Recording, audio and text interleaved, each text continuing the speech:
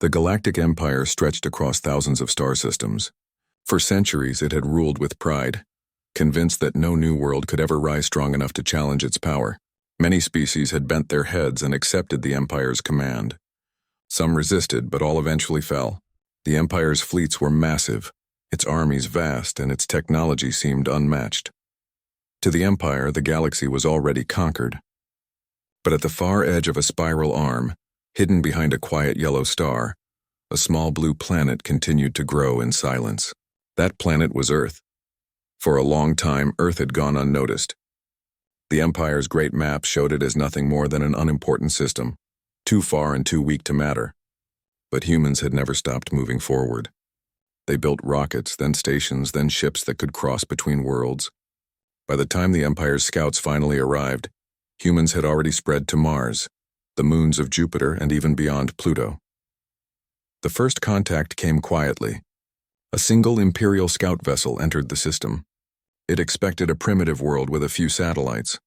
Instead, it found busy stations in orbit, fleets of cargo ships moving between planets, and even warships patrolling the space around Earth. The scout commander was surprised but not afraid. "So they have toys," he muttered. "Let the governors know." Another world to add to the Empire. When the report reached the nearest Imperial governor, the reaction was laughter. "Humans, a backwater species. Bring them into the fold. If they resist, show them the power of the Empire." Soon official envoys arrived. They sent a message to Earth filled with pride and command. "People of Earth, you now stand before the Galactic Empire. You will swear loyalty to us, pay tribute, and obey Imperial law. Refusal means destruction." On Earth, the message shocked many, but fear did not last long. The leaders of humanity gathered. They studied the message carefully. Some nations wanted to fight immediately. Others wanted to negotiate. But all agreed on one truth: humanity could not bend so easily. The reply was sent with calm words. "We welcome contact. We prefer peace. But Earth will not kneel.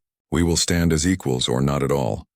When the message reached the Imperial envoys, they laughed again. No one had dared speak to the Empire like that in centuries.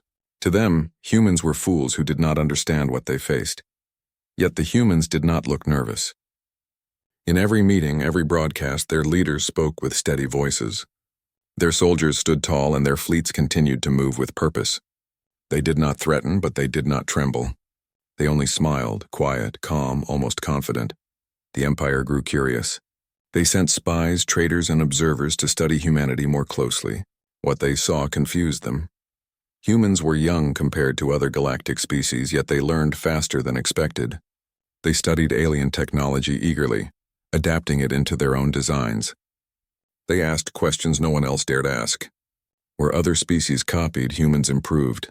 Alien traders who visited Earth returned with strange stories. "Their ships are not beautiful like ours," one merchant said, "but they are strong.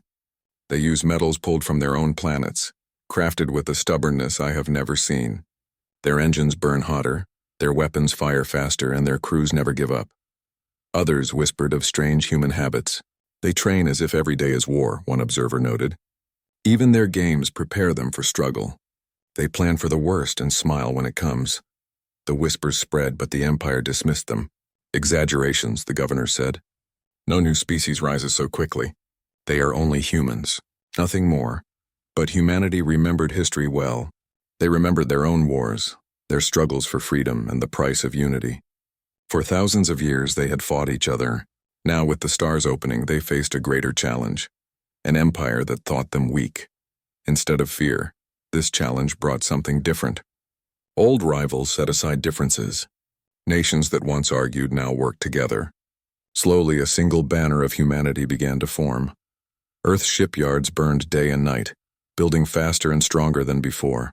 Stations expanded, hidden bases were prepared, and fleets began to drill in silence. To outsiders, Earth still looked small. Their fleets seemed modest, their colonies young. But behind the quiet front, humanity was preparing, and still, through every encounter, they smiled. The first official meeting between Earth and the Empire was set in orbit around Mars. A great Imperial cruiser arrived, shining with gold and silver, its design elegant and proud. From it, envoys stepped forward, dressed in flowing robes, their voices filled with superiority. Humans, the envoy began. You stand at a crossroad. Join the Empire and you will have protection, trade, and survival. Refuse and you will be crushed beneath our fleets. The human representatives listened quietly. There were no shouts, no fear in their eyes. When the envoy finished, the leader of Earth stood and replied. His words were simple, his tone steady. We respect the Empire. We respect your power. But humanity does not bow. We have fought too hard for too long to give away our freedom. We will stand beside you as equals, never as slaves. The Imperial envoy's face hardened. He expected trembling. He expected desperation. Instead, he saw calm eyes and faint smiles. You are bold, the envoy said. But boldness without strength is foolishness. Then you will see our strength, the human replied, when the time comes. Back aboard their cruiser, the envoy sent reports of human arrogance. The governors grew angry. If they will not bend, we will make them bend, one said. Plans began to form for a demonstration of power. Yet in the halls of the Empire, a few voices spoke differently. Some advisors warned, do not underestimate these humans. Their courage is not ordinary. Their smiles are not meaningless. Something waits behind them. But the warnings were ignored. The Empire had ruled too long, won too many battles, and crushed too many worlds. To them, Earth was only another stubborn planet. On Earth, however, the people understood the storm coming. Soldiers trained harder. Scientists worked faster. Shipyards launched vessels with silent determination. Children looked up at the stars with wonder, while parents whispered about fleets gathering beyond the edge of sight. Still, hope was strong. Humanity had faced impossible odds before. This would be no different. And across the world, in every city, station, and colony, the same expression could be seen when the Empire was mentioned. A calm, patient smile. The stage was set. The Empire believed Earth would fall like all the others. Humanity believed it was ready for something greater. At the edge of the galaxy, a quiet blue planet waited, its people steady, its fleets preparing, its leaders smiling. The day would soon come when the Empire would learn the truth. But for now, Earth kept its secret, and it only smiled. The message from Earth had shocked the Empire more than they cared to admit. Across the stars, many species had received the same command: submit or be destroyed. Almost all had chosen to kneel. A few resisted, but their resistance was short, their fleets shattered in days. Yet here was a young world, a world no one had thought important, daring to refuse. Humans had not shouted or threatened. They had not begged either. Instead, they had answered with calm voices and steady eyes. We will stand as equals or not at all. It was not just the words that troubled the Empire. It was the way they were spoken, without fear, without hesitation, and with those faint human smiles. In the Imperial Palace, far away at the Galactic core, the governors gathered. They are arrogant, one said. They are children, said another. We should remind them of their place. But one cautious governor raised a hand. I have read the reports from our envoys. These humans are not like the others. They adapt quickly. Their ships may be small, but they fight with unusual skill. The hall grew silent for a moment. Then the eldest governor laughed. Adapt quickly? They are insects crawling out of their system. If they are stubborn, then we must crush them before they become a nuisance. And so the decision was made. A fleet would be sent to teach humanity a lesson. Not a full armada, just enough ships to make Earth tremble. On Earth, the news spread in whispers. Scouts had spotted the Imperial fleet moving toward the colonies on the edge of human space. It was not yet an invasion, but everyone knew what it meant. The leaders of Earth met once again. This time the room was heavy with tension. They are testing us, said one admiral. They want to see if we break. They think we are weak, said a general. And are we weak? Asked the human leader. For a long moment silence filled the chamber. Then one by one heads shook. No, came the answer. We are not weak. The decision was made. Humanity would not surrender. Humanity would fight. At the outer colony of Titan's Reach, workers and families looked to the skies. The stars glittered, but hidden among them was the shadow of the coming fleet. Children asked, "Will the aliens come here?" Parents answered softly, "Yes, but our soldiers will protect us." The people knew the risks. They had built homes on the edge of known space, and now those homes were in danger. Yet no one fled. Ships carried supplies, not refugees. Engineers reinforced defenses, soldiers prepared their weapons, and the colony stood ready. There was fear, yes, but alongside the fear there was pride. In the shipyards of Mars, massive engines roared as new vessels were completed. Frigates slid from dry docks, cruisers powered up their reactors, and fighter wings lined up in endless rows. The crews were young, pilots barely out of training, engineers who had only read about space battles, captains who had never faced an alien fleet. But when they gathered in the briefing rooms, their faces carried the same expression. They smiled. It was not the smile of foolishness. It was the smile of people who knew the odds yet refused to be broken by them. Meanwhile, across the galaxy, alien traitors whispered again. They say the Empire moves against Earth. Poor humans. They will be crushed. Perhaps. But I have seen their eyes. They are not afraid. A small merchant who once sold metals in the orbit of Earth leaned closer. Do you know what I saw in their shipyards? Their warships do not shine like the Empire's. They look heavy, almost crude, but they are built to survive. Built for war. The others laughed nervously. Built for war? Against the Empire? Impossible. But the merchant only shook his head. Perhaps. But if anyone can do it, it will be them. The Imperial fleet drew closer.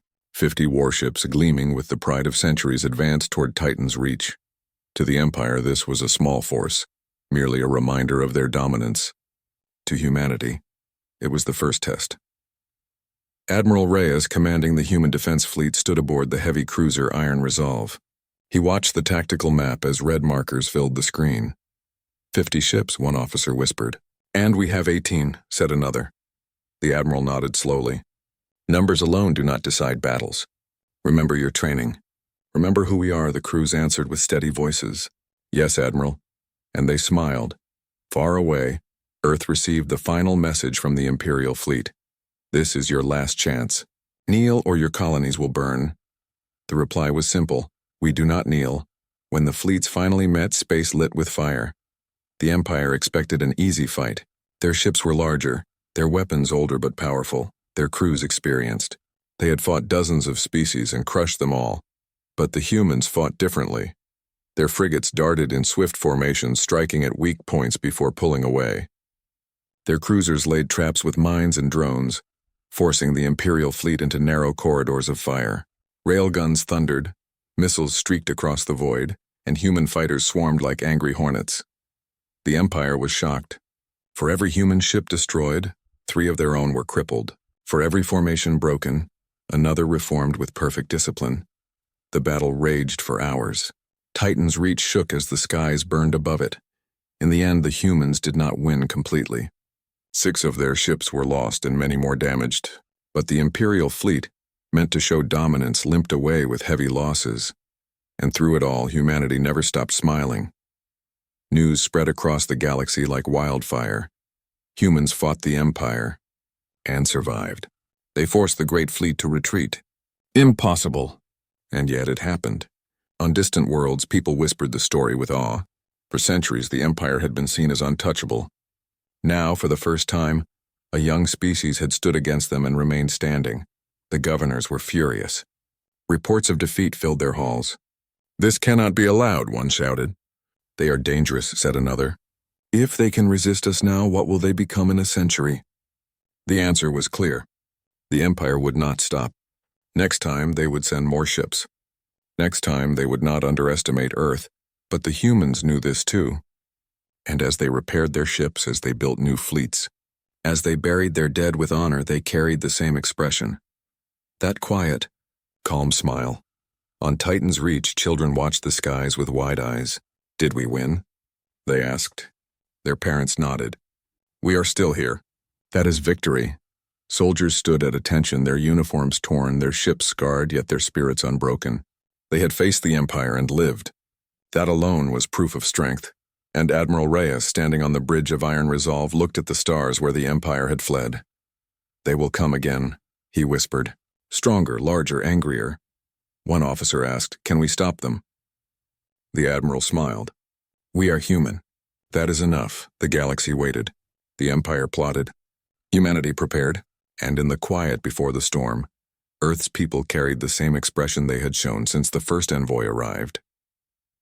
A smile, not of arrogance, not of foolishness, but of determination.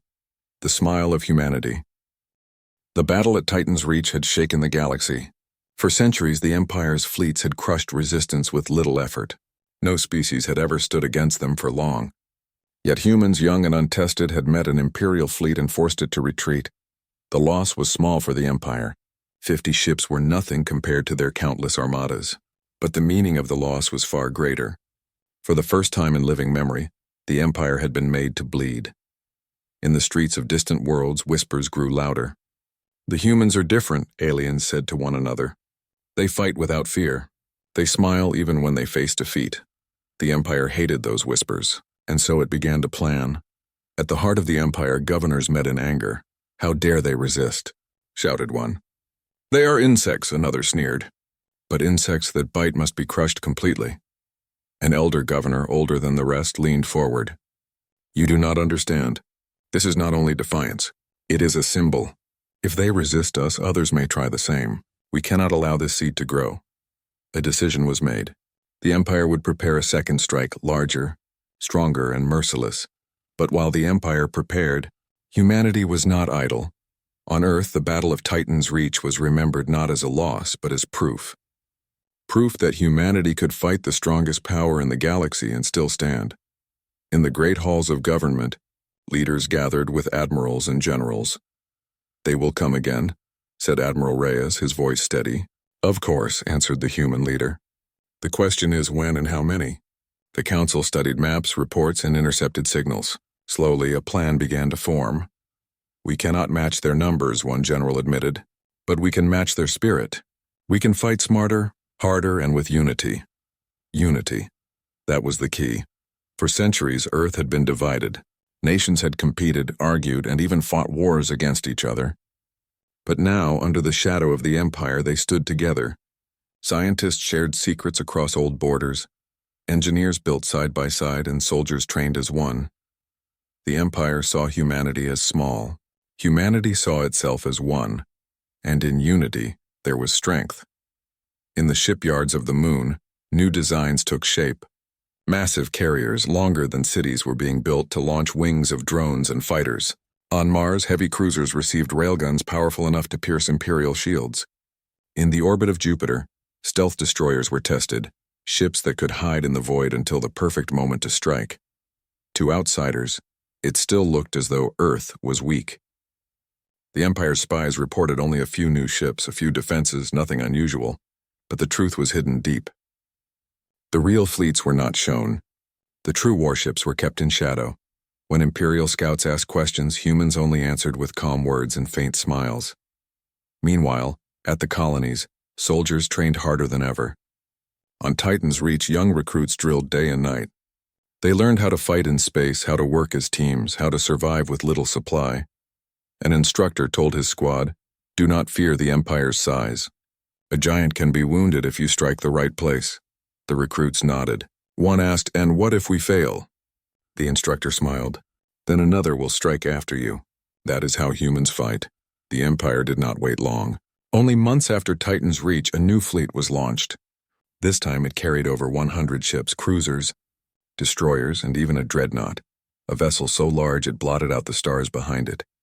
The mission was clear. Crush the humans, burn their colonies, and remind the galaxy that no one resisted the Empire. The fleet moved quickly, cutting across the stars like a blade. Its target, the colony of Horizon's Edge, a mining world rich in resources, vital to Earth's expansion. But the humans were ready.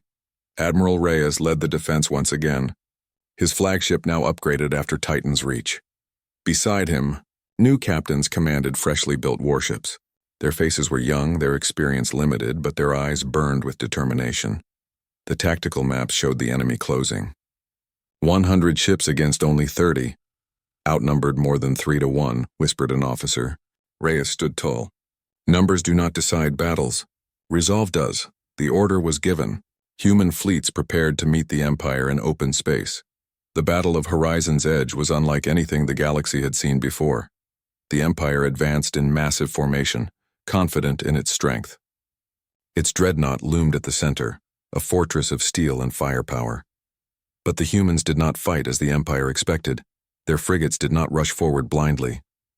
Instead, they moved in coordinated waves, luring Imperial destroyers into traps. Mines hidden in the asteroid belt exploded, tearing apart ships that thought themselves safe. Stealth destroyers appeared from the darkness, launching torpedoes before vanishing again into silence. Fighters swarmed across the battlefield, targeting engines and weapon systems instead of armor. Every move was calculated, every risk measured. The Empire's commanders grew frustrated. Why do they not break? They demanded.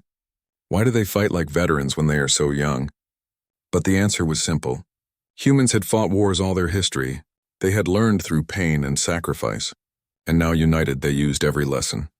The dreadnought unleashed its fury, destroying 2 human cruisers in a single blast. But even as the ships fell, their crews cheered over the comms. Keep fighting. For Earth! One officer aboard the frigate Valiant Star shouted to his crew as their ship burned, "Smile, brothers and sisters! Let them know we are not afraid." And they smiled as their vessel rammed into an Imperial cruiser, sacrificing themselves to cripple the enemy. Hours passed. Space was filled with wreckage, burning hulls, and drifting bodies. The humans had lost nearly half their fleet, yet the Empire's fleet was in chaos. 30 of their ships had been destroyed and dozens more crippled. For the first time in centuries, an Imperial dreadnought turned away from battle. Its engines flared, retreating into the void, leaving behind the shattered remains of what was meant to be a symbol of power. The humans stood battered but unbroken. When news of the battle reached the galaxy, the whispers became shouts. The humans have done it again. They fight like no other. They face the Empire and still they smile. Alien leaders began to wonder. If the Empire could be resisted, then perhaps their own worlds could find hope too. The Empire, furious and humiliated, swore vengeance. "Next time we will send an armada," the governors declared. "We will drown Earth in fire." But even as the Empire planned, humanity continued to build. Carriers were launched, battleships prepared, fleets trained. And through every loss, every scar, every hardship, humanity's spirit only grew stronger. In the ruins of Horizon's Edge, survivors rebuilt their colony. Children looked to the skies and asked, "Did we win?" Their parents answered, "Yes, because we are still here." And Admiral Reyes, watching over his fleet as repairs began, spoke softly. "They will return, stronger, angrier, but so will we. And when they come, we will smile again." The Battle of Horizon's Edge had left scars across the galaxy. The Empire had sent over 100 ships, including a dreadnought, expecting to crush humanity with ease. Instead, they had returned in shame, their fleet broken, their pride wounded. It was not just a defeat. It was a message. The humans were not like the others. They did not surrender when outnumbered. They did not beg when faced with overwhelming strength. They fought, they endured, and they smiled even when the fire of battle surrounded them. The galaxy whispered louder now. If the humans can stand, then maybe the Empire can bleed. The Empire heard those whispers too, and they burned with rage. In the grand halls of the Imperial capital, the governors met once more. "This cannot continue," said one, slamming a fist on the table. "They are a small species, yet they humiliate us before all others," said another. "They must be destroyed completely. Not a colony left standing, not a fleet left flying." The elder governor, the one who had warned them before, spoke quietly. "Perhaps we underestimated them. Twice they have resisted. Twice they have survived. Should we not pause, study, and learn?" But his words were drowned in anger. "No more delays! We will send an armada, thousands of ships if we must. Earth will be burned to ash and their smiles will fade forever." So it was decided. The largest fleet in centuries would be raised. News of the coming armada reached Earth through whispers of traitors and fragments of intercepted signals. Humanity listened. Humanity understood. In the great command chamber on Earth, admirals and leaders gathered once again. Maps of the stars filled the walls, glowing red where Imperial fleets gathered. "They are coming," Admiral Reyes said. His voice was steady, but his eyes were sharp. "Not with a strike force this time. With everything they can spare." "How many?" asked a general. "Too many," Reyes replied. "Perhaps hundreds. Perhaps more." The chamber grew quiet. Everyone knew what such numbers meant. No fleet of 30 or 40 ships could stand against hundreds. But humanity had not placed all its cards on the table yet. For years, Since the first envoy of the Empire had arrived, Earth had prepared in secret. Shipyards deep in the asteroid belt had worked without pause, hidden from Imperial eyes. Massive factories on the moons of Jupiter had forged armor and weapons unlike anything the galaxy had seen. On distant Neptune's orbit, a station built in silence had constructed something larger, stronger, and more powerful than any cruiser or frigate. These were the true warships of Earth. Until now, they had been kept hidden. Humanity had shown only small fleets, testing itself, learning and waiting. Now, the time had come to reveal them. The first of these great ships was the battleship Eternal Dawn.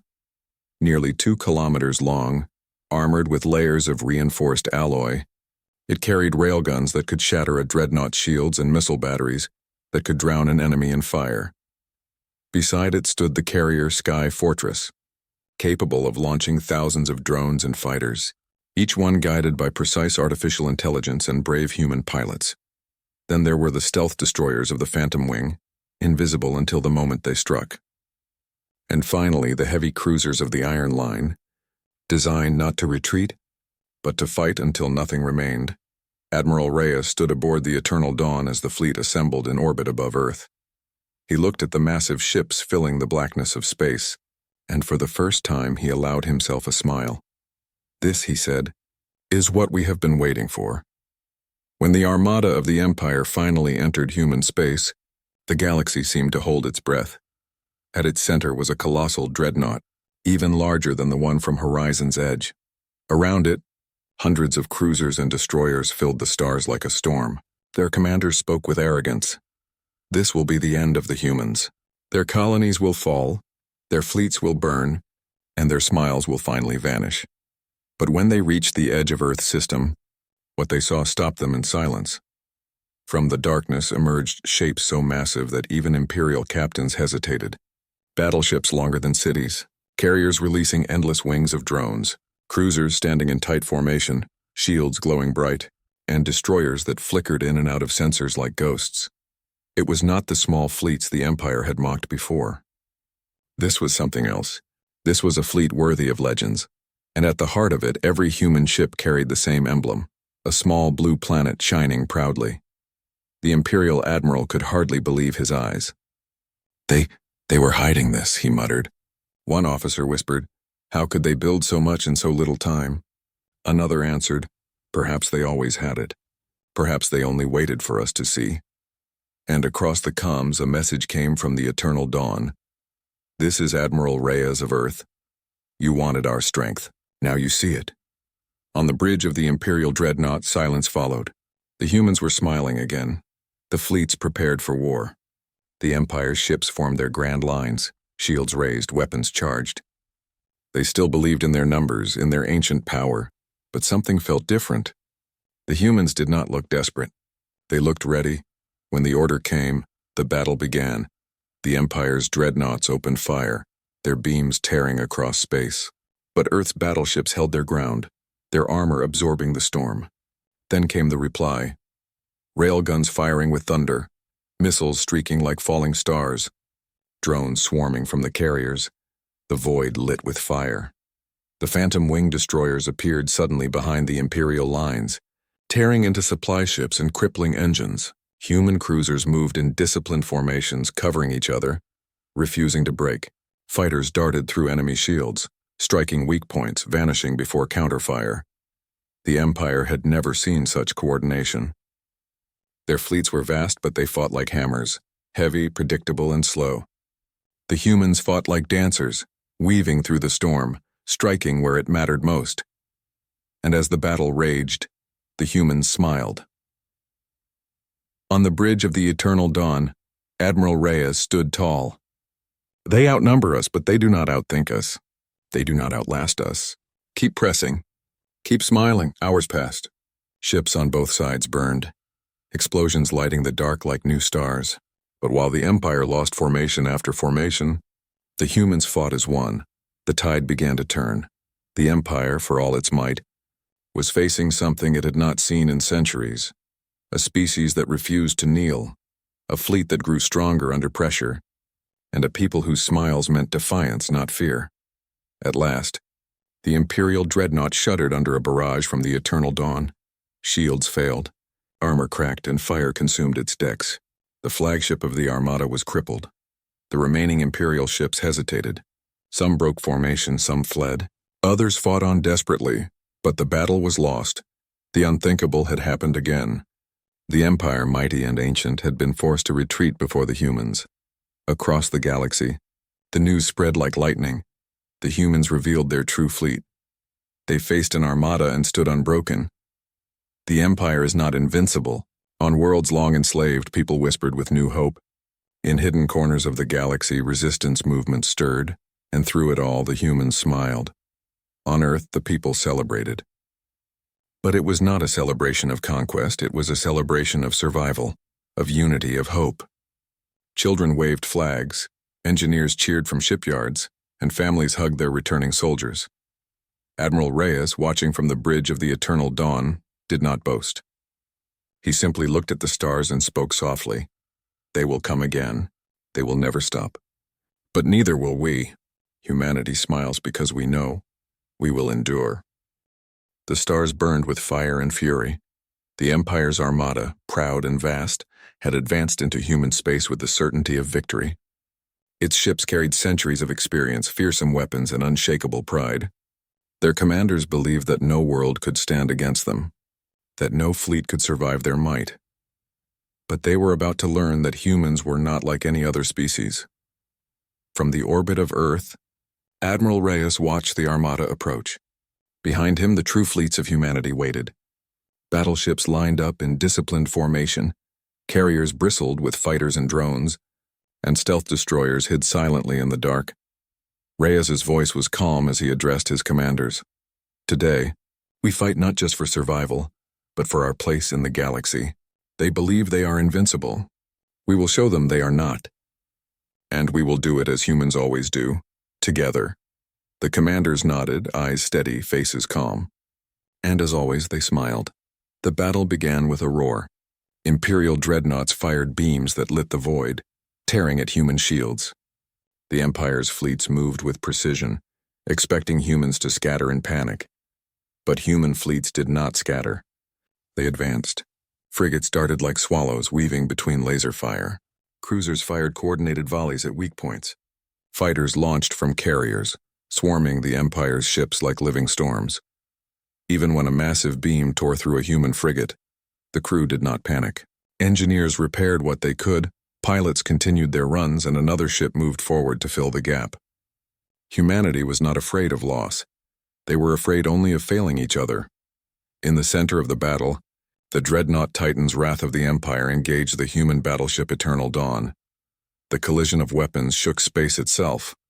"Hold the line," shouted Admiral Reyes. "Fire all batteries! Target weak points." Missiles streaked across the void. Railguns thundered, punching holes in shields. Drones swarmed, cutting off escape routes. The Titan's Wrath staggered as it took blow after blow. Imperial officers were stunned. These humans, how can they be so coordinated? How can they fight with such precision? The answer was simple. Humanity had trained, endured, and built for this moment. Every ship, every crew, every commander had learned from history. They had faced impossible odds before and survived. And now, they fought as one.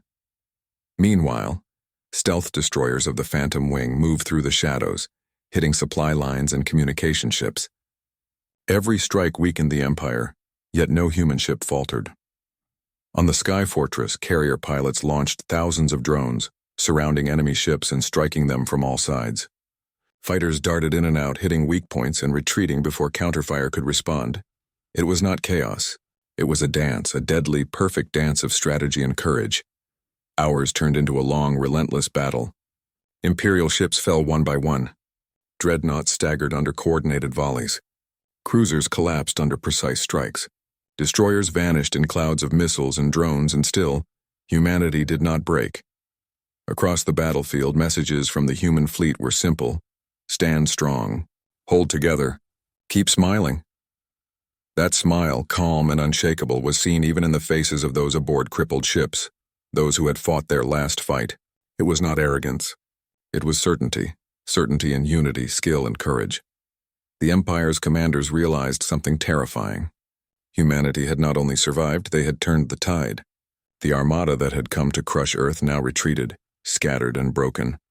One Imperial officer whispered, almost in disbelief, They are stronger than we imagined, and they were smiling. Yes, said another. That smile, it means they will not stop. At the heart of the fleet, Admiral Reyes watched as the Empire fled. He did not gloat. Instead, he spoke softly to his commanders. Let them leave. Today we have shown the galaxy that humans do not bow. Tomorrow we prepare for what comes next. But today, remember this. Our courage and unity are our true weapons. The commanders nodded, pride shining in their eyes. And again they smiled. News of the battle spread across the galaxy. Traders, explorers, and even former slaves of the Empire shared the story. The humans faced the largest fleet in history, and survived. The Empire has lost ships and pride. They fear these humans. The humans smile while they fight, and they do not break. Resistance movements on other worlds began to rise.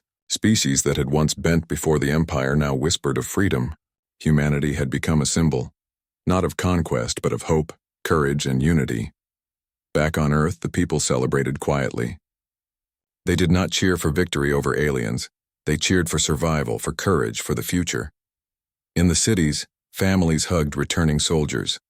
In spaceports, engineers and pilots clapped each other on the back. On the Moon and Mars, shipyards continued their work, building even stronger vessels. Children looked up at the sky, eyes wide, asking questions their parents could only answer with hope. Yes, they said, we are human, and we will endure. Admiral Reyes walked through the halls of the Eternal Dawn, observing his fleet. Every ship carried its crew with dignity. Every captain stood tall, and every soldier, pilot, and engineer carried a quiet pride. He paused and smiled. Not a boastful smile, not an arrogant one, just a human smile, the smile of a people who had faced impossible odds and stood unbroken. They will come again, he said softly. The Empire will return, but when they do, we will be ready, and we will smile again. For the first time across thousands of star systems, the Empire truly understood something it had never grasped before. Humans were not to be judged by numbers or size. Humans were not to be judged by appearances. Humans were to be respected because humans would endure. Humans would adapt. Humans would fight. And most importantly, humans would smile. In the days that followed, humanity did not rest. Ships were repaired, new fleets were launched, colonies rebuilt. Earth had survived the mightiest threat in the galaxy, and in doing so, had proven the greatest truth, that courage, unity, and determination could rival even the strongest empires. Across the galaxy, the story of Earth and its fleets became legend, not just because humans had fought well, but because they had fought with confidence, hope, and a quiet smile that told all who saw it, humanity would never bow. And that smile changed everything. The Empire would return undoubtedly. But now the galaxy knew that humans were not just another species. Humans were a force built from history, courage, and spirit. Humans were survivors, teachers, and warriors. And above all, humans would always, always smile.